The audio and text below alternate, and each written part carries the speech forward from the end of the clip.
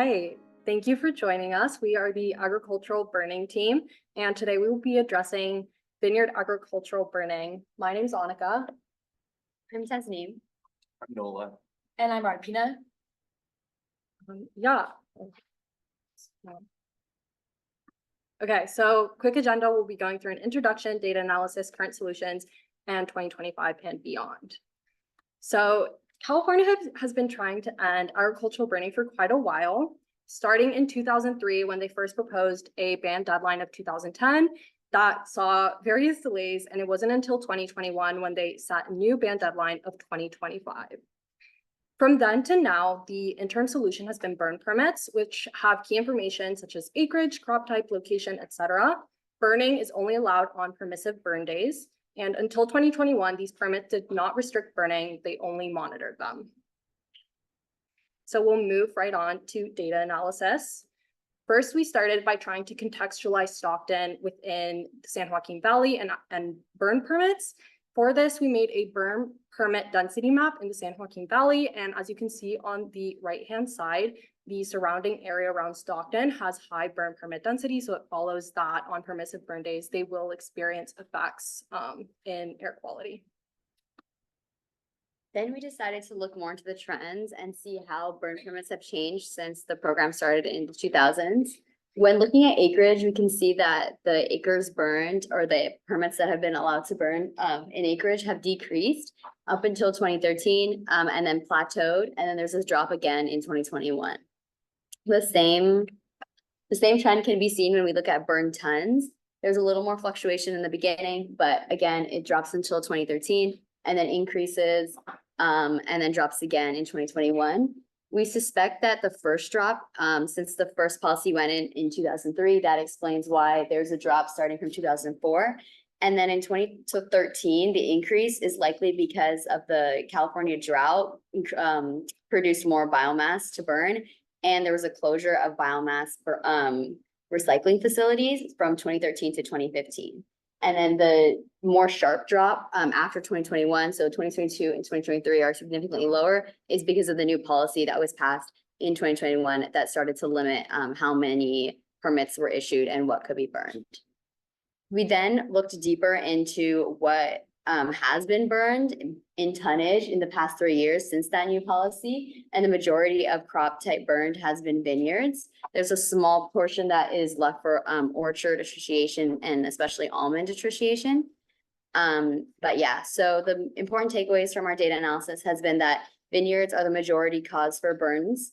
And in recent years, burn permits have plateaued as the biomass that was easiest to transition to alternative waste methods has been transitioned, and the remaining burning is harder to transition since the alternatives are more costly and logistically difficult to implement. So this is the final portion of our data analysis. Up until now, we had been working with burn permits, but we wanted to see if there was a way to independently monitor burns. To do this, we use Suomi MPP, which is a satellite launched in 2012, and it has a VIIRS instrument which is able to detect fires from space, as you can see on the left-hand side. With this data, we got the graph that you see on the right, which is burns detected by VIIRS per year. When comparing this to the number of tons permitted to burn in an earlier slide during the same time period, we see that they have very similar trends with the exception of 2013 and 2020, but we cross-reference these years with fires in California and they overlap pretty similarly. That's why you see those spikes. Oh, and then to round this out, this would be a great tool to continue monitoring whether or not the phase out is successful. And then we'll move on to current solutions. So currently there is low smoke agricultural burning and chipping and mulching, which are the realistic options, but there's potential for bioenergy or biomanufacturing systems in order to deal with waste with like a circular system. But the con is that it requires a lot of investment in infrastructure. Yeah, and so with the phase out date set in early 2025, the current process to achieve this is a program where a burn project or a project with an alternative is applied to, and then through a series of steps is ultimately reimbursed by the district. And this incentive program is essentially to make the phase out easier for farms financially leading into the 2025 deadline. Right now, as we mentioned before, vineyards are the largest problem area that we have with cordon pruned and cane pruned wiring not being able to be processed by standard chippers. So in the 2024 CARB report, they have cited that curtain burners will be provided to start solving this problem, though there isn't much specification on type, brand, or price.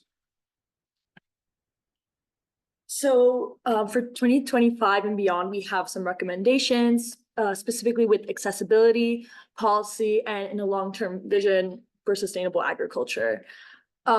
Currently, there's an issue with this information being accessible, specifically with vineyard recycling. Online, it's very hard to find that, and as well as a lack of information on new grants or incentives that are supposed to be available for vineyard recycling.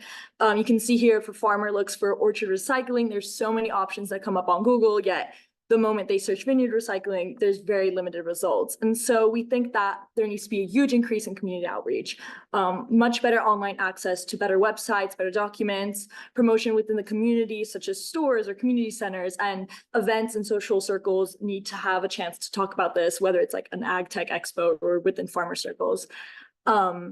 For policy recommendations, there needs to be an improvement in data transparency and collecting more information through the burn permit application process, such as the specific purpose of burning or the size of farm, to get more understanding of who's really burning out here. And so after that, we suggest more direct subsidies for equipment, for tool lending libraries, or prepayments, which are proven to be more effective at getting farmers to not burn. And lastly, just fund more research on vineyard recycling and alternative methods. And that leads us to kind of also the research for a more sustainable system, going towards sustainable agriculture, which will be based on a circular model, recycling waste. And if it's a smaller scale farms, it's going to be easier to manage waste, and biggest emphasis on biocontrol methods for pest management or disease, which is the core reason for agricultural burning. So if we can work on disease prevention, we can prevent ag waste and ag burning.